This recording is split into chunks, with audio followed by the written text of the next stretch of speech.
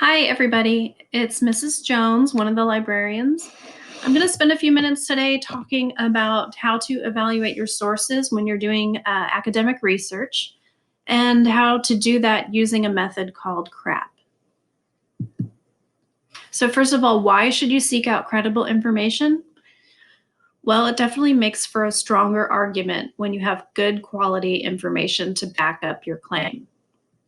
It's also going to help you understand the topic better, which will help you get better grades. And lastly, you want to seek out credible information because you can, because you have the ability and you have the access to high quality information. So one thing you'll hear when you're in college is CRAAP. And that is an acronym that a lot of libraries use to help students remember how to consider 5 different criteria when they're looking at a source for their research. So CRAAP's an acronym that stands for currency, relevance, authority, accuracy, and purpose. For the first C, currency, that means how current the article or website is. You want to locate the publication date and then ask yourself, how important is it that I have a current article or a blog post that was published recently for my topic? It depends on what your topic is and how important this factor is going to be. Let's take, for example, if you're doing a topic of something in science or technology, you do not want to quote an article or summarize information from a website that is, more than 10 years old. Depending on the topic, even more than 2 years could be bad news for your topic. Like, think about the idea of cell phones or smartphones, something that is changing almost every year, or web technology. Consider whatever your topic is, and then think about what would be too old to use as information in your paper. Here's an example of a book. Let's say I found a book in the library called Drones for Dummies, and it had some really good background knowledge. The back of the title page is where I would find the publication date. So this one has a pub date of 2015, which isn't too old when it comes to drones. If I'm just looking for background knowledge, it might be okay. But if I'm trying to argue as to why drones should be included in deliveries during the pandemic done by Amazon, then maybe 2015 would be too old. I just have to consider this date when I'm researching. If you're using a database like ours, we have one called Science in Context by a company called Gale. And any article you bring up in that database will have the publication date straight at the top of the article. So this one is called Drones in Airspace, and it's from a magazine called Avionics Magazine, and it was published in 2012. That might be a little too old for me. Relevance. That is the R in CRAAP. Relevance is just a fancy word that means how tied in is it to my argument.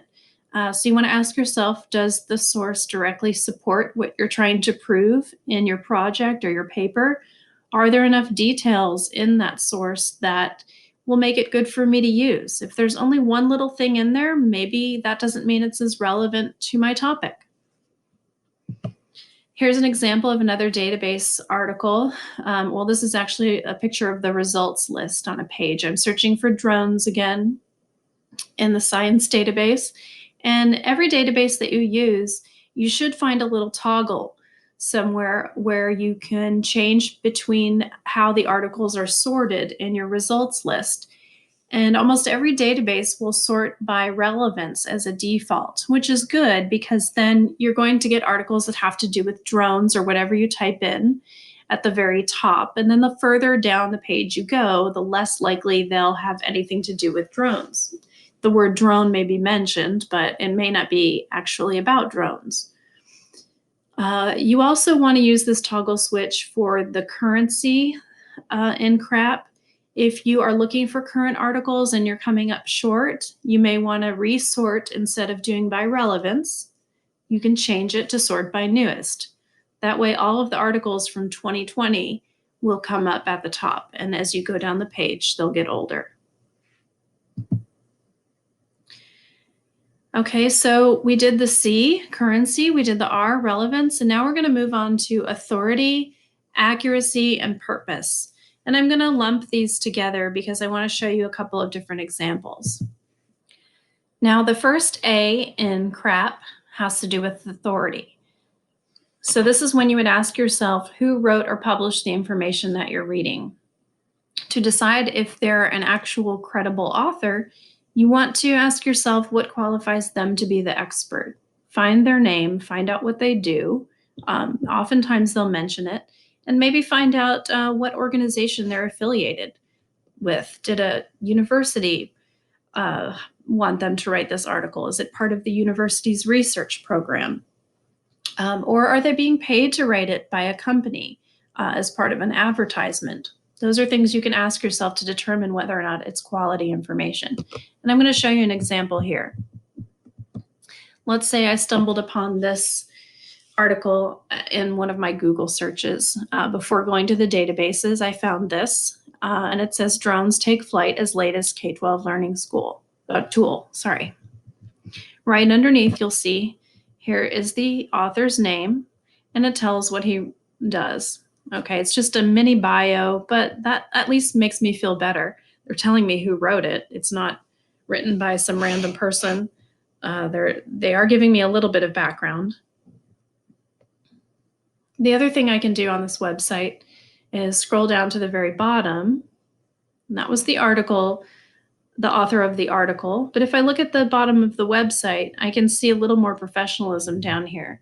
There's a copyright date, a publication, a little bit of publication information down here. And here's a little bit more about the online magazine. I think that's what this is, EdTech. I could click on About Us to learn more. And it kind of gives me a little bio of one of the editors. Actually, there's several editors. So that's helpful, and it lists their staff here. This makes me feel like it's a little bit more reputable. So maybe I would consider using this. I would have to read it through, of course, and then determine if it's going to be relevant. But at least I know even though it is only online, that it could be helpful and it could be good information. But here could be one thing for me. Just notice the date, 2018. That might be fine. That's only 2 years ago.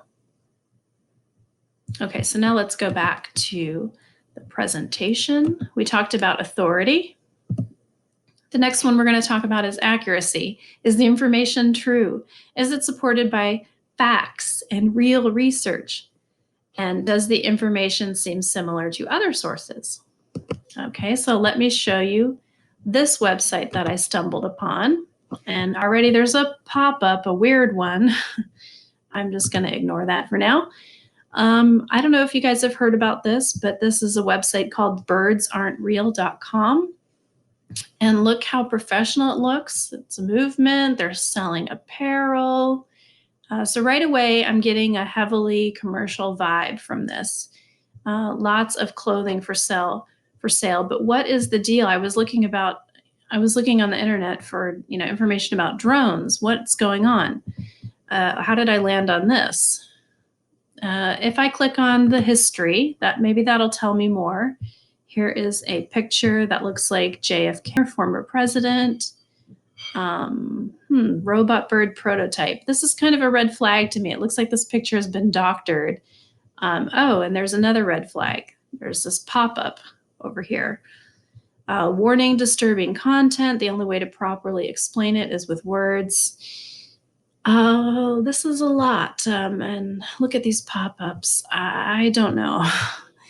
I could sit and read this. I don't know what's going on here. I don't know if this is really an informational website. And what does this have to do with drones? I'm going to click on Who Are We?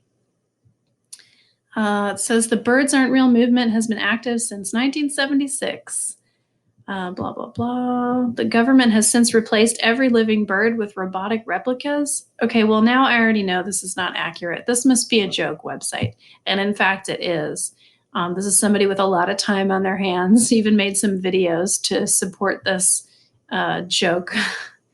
So I'm sure it would be funny to read, but it's not something that has accurate information. It's not something I could use for my research. And just as a side note, you guys, look down here at the bottom. There's a copyright date. Let me see if I can move this.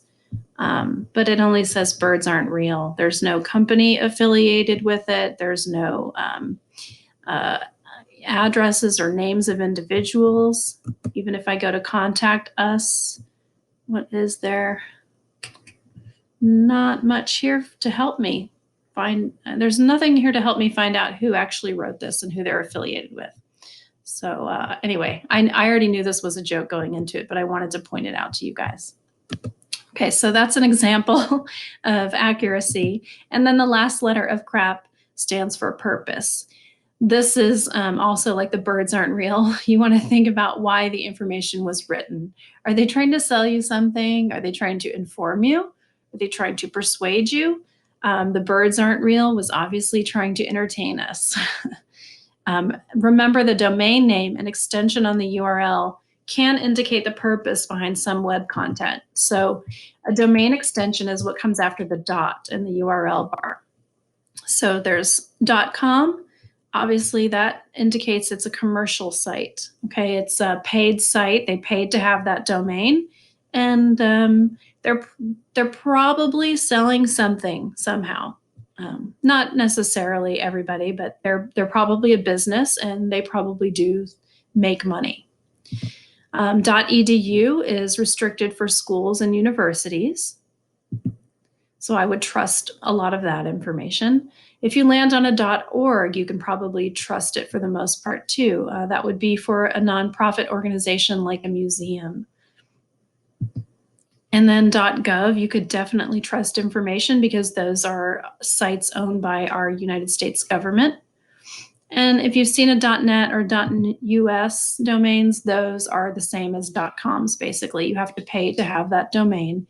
Anybody can pay for those domains as long as they're not being used. And even if somebody is using your domain, you can offer to buy it from them.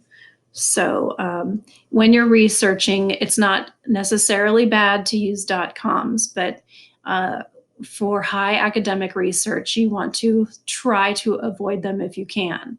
Or if you do use them, make sure you vet them using all the other methods in CRAAP.